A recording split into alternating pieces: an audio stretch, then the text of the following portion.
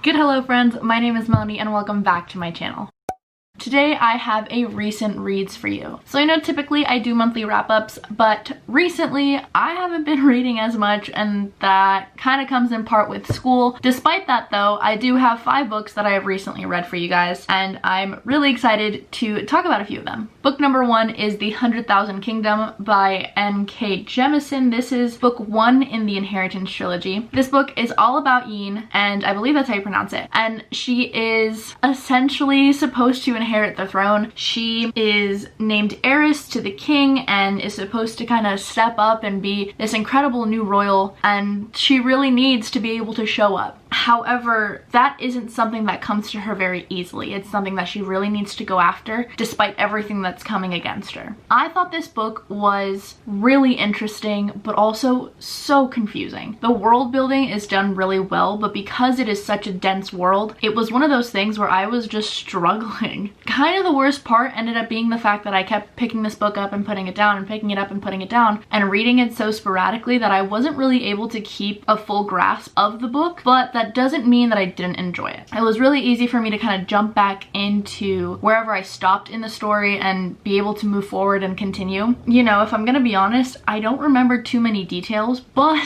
I still remember a good chunk of the story. I remember really enjoying the characterizations. I remember really enjoying the kind of character that Yin was. And honestly, I don't know if I'm pronouncing her name right, but that's how I kind of read it in my head, and it kind of just stuck. Overall, I gave this book a 3.75 stars, but I'm gonna bump it up to a 4 just because I know that I had a weird reading experience with it just because I kept picking it up and putting it back down. But overall, it really was fantastic. I had a lot of fun with it, and I do have plans to continue with book 2. The next book that I have for you is Challenger Deep by Neal Shusterman. This book was so cool. So we follow our main character, Caden, and essentially we're in these dual perspectives. One is Caden on Earth, and one is Caden on Challenger Deep. And it becomes a story about mental health and pirates and how these two worlds combine into something just so fantastically written. Caden ends up kind of pretending in both of his lives, if you will. His friends start to kind of realize that, you know, he's acting a little different. His parents start to realize that he's acting a little different. He becomes extremely torn between his own personal identities, but as the book continues, you realize that there's more than just identities.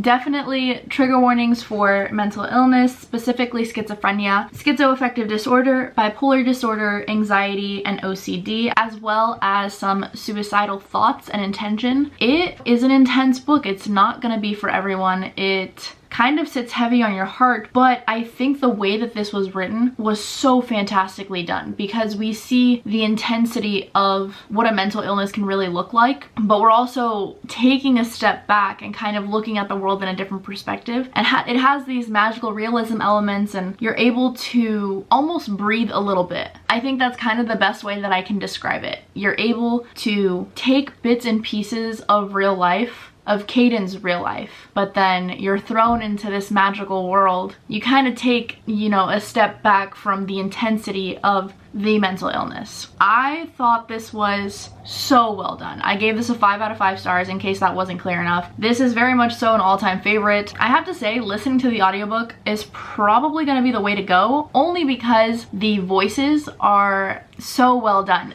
Each voice actor is in both the real life version and the Challenger Deep versions of the story, or chapters and whatnot, you know, like the flipping. As a reader, you're able to almost make those connections a little bit faster than I think you would if you were reading it physically. I started off a little bit confused because at the beginning you don't really understand what these two timelines have to do with each other, but by the end it becomes this like beautiful combination, and the story melts together so well, and I couldn't have imagined another author to be able to do it as well as Neal Shusterman. Although I can't speak to the accuracy of the representation, I still think the book was extremely entertaining and also extremely informative in seeing how it could be depicted. Again, I have no idea what this experience is like, but I think books like this, you're able to start to get curious and start to learn how to consume stories that are going to be a little bit more difficult to understand. Like I said, a 5 out of 5 stars. The next book is Beartown by Fredrick. Bachman, which is book 1 in the Beartown series. If I'm gonna be honest, I think I'm only gonna read book 1. I have no intention of really reading any other books because I felt very content with this novel. It's all about this small town kind of losing traction, kind of falling by the wayside. They really only hold each other up, but one of the biggest things in this town is hockey. It kind of takes over people's lives. It makes them responsible for something while being able to root for themselves. However, these hockey players know the kind of responsibility that they have in their town and what the implications of being a hockey player in that town mean. Not only is it being a hockey player, but it's winning as a hockey team that is going to finally get Beartown back on the map and really boost business and make them less of a small town and more of, you know, a bustling city. So this small community finally comes together and you see a lot of unity, but also a lot of discourse. So I gave this book a 5 out of 5 stars. I thought it was incredible. I listened to the audiobook and I found that I kept being drawn back into the world every time that I would pick my audiobook back up. I think the way we see the burden rest on our hockey players, we see the way this community is able to come together in moments of adversity and kind of take a step back and look at everything from a greater perspective. Look at it for the community, look at it for the impact that it will have on their lives. Every time I think of this book, I kind of get more and more surprised because initially I had no idea what Beartown was about. I just knew that it was absolutely loved and so many of my friends recommended it. Emma very specifically gave this book as a recommendation for me because I was planning on doing I read my friend's favorite books, but I never really got around to it. But she recommended this to me and I said okay and kind of went in blind and I loved it. I again wasn't expecting it to be kind of a sports fiction novel, but if you don't like sports, it's also not like so intense only about hockey. You really get to know these characters and you really get to know this town and how they work and how they function, and it's just so cool and so well done. I think it probably is one of the biggest surprises of my year and I gave this a 5 out of 5 stars. I have really no complaints about it. I do have to say there are trigger warnings for abuse, rape, aggression within families, aggression against other people. It's not an easy book, but it was fantastic in how emotionally impactful it is. That's really all I have to say about this book. If you haven't read Beartown yet, I 100% would recommend it. It is amazing and the audiobook is also fantastic. Moving into the next book, I read An Ember in the Ashes by Sabaa Tahir, which is book 1 in the Ember in the Ashes series. I also read this as part of the Ember Along that some of my incredible friends are hosting. I'll go ahead and link them down below, as well as the announcement video for the Ember Along. If I'm not wrong, the live show for book 2 has already happened. I haven't read book 2, but it's okay. I'll catch up, no worries. But I actually tried to read An Ember in the Ashes a couple of years ago, but I tried to read it over audiobook and it just wasn't the way I should have done it. This time around, I actually got a loan from my library and I really, really enjoyed this book. If you don't know what An Ember in the Ashes is about, I mean, like, where have you been? It's been on booktube for years, but I'll kind of give you a little synopsis. So we have Laya and Elias. She's a slave and he's a soldier. He is a mask though, which is very different from a regular kind of soldier. However, I would say Elias is like a soft strong, you know? He wants to be tough, but on the inside, he's just a softie. This incredibly brutal world that, you know, gives you very Rome-esque vibes. You're getting kind of gladiator vibes, you're getting trials, you have just such an intense world full of so much political intrigue, while these fantastical elements that really keep you on the edge of your seat. When the two of them meet, however, we see a very interesting dynamic grow in that they have two very different goals. When they really start to get to know each other, their goals don't seem very different at all. I really enjoyed this book and I'm so glad that I decided to give it another chance. I think one big thing for me is having partially read God's Grave not too long ago. It has those same gladiator vibes, but I didn't really enjoy God's Grave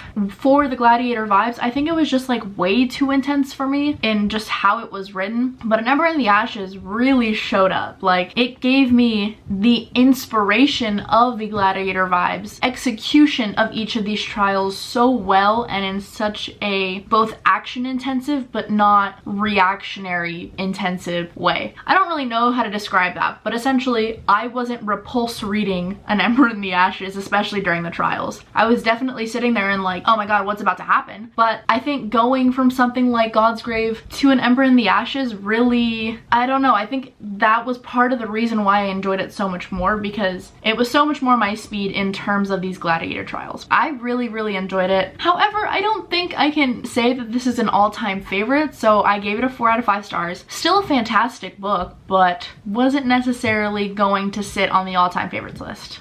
And finally, probably the most different book that I have on this list is Get a Life, Chloe Brown by Talia Hibbert. This is book 1 in the Brown sisters, I believe it's a trilogy, but it's part of the series. This was so much fun. So we meet Chloe Brown, who is a total nerd. She is, oh my gosh, she is such a fun character to read from. She's probably one of the first characters that I've read with a chronic illness that I've actually really enjoyed. I just think that each character in this novel was so endearing and so lovable, and that was really refreshing. So when we meet Chloe Brown, she has this incredible list of things to do to get a life. Whether it's doing something bad, having meaningless sex, going camping, having a campfire, a bonfire, you know the deal. This is her way of really kind of coming back to life and coming back and fighting the world despite having her chronic illness. When she meets Red, things change. Honestly,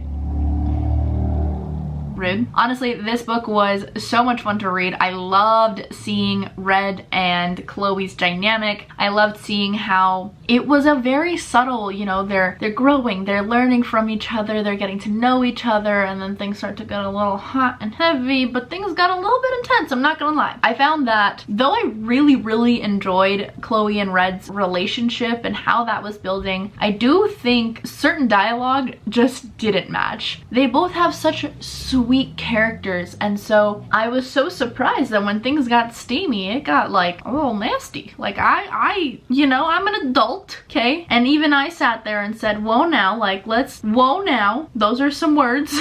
I also, like many others, did not love the miscommunication trope. Kind of left a sour taste in my mouth, and it made me take a step back from the book in a way that I didn't really want to. I actually was listening to this on audiobook, and once it got to that, I really bumped the speed up to like 3.5 and just kind of flew through the miscommunication portion and them trying to win each other back, and all that could have happened was a simple conversation, and all that happens in healthy relationships are simple conversations. But no, we have to be dramatic. I do like though that there wasn't a third party involved, if you will. Like, this is very much so Chloe and Red's story. Yes, we see glimpses from the family. Yes, we see other people influencing them, but we don't ever see a third party enter the relationship in a toxic way. There's no, you know, oh, hey, by the way, there's a crazy ex that I have. Like, no, there was none of that. And so it was really refreshing to see their story. The audiobook also was pretty great. I think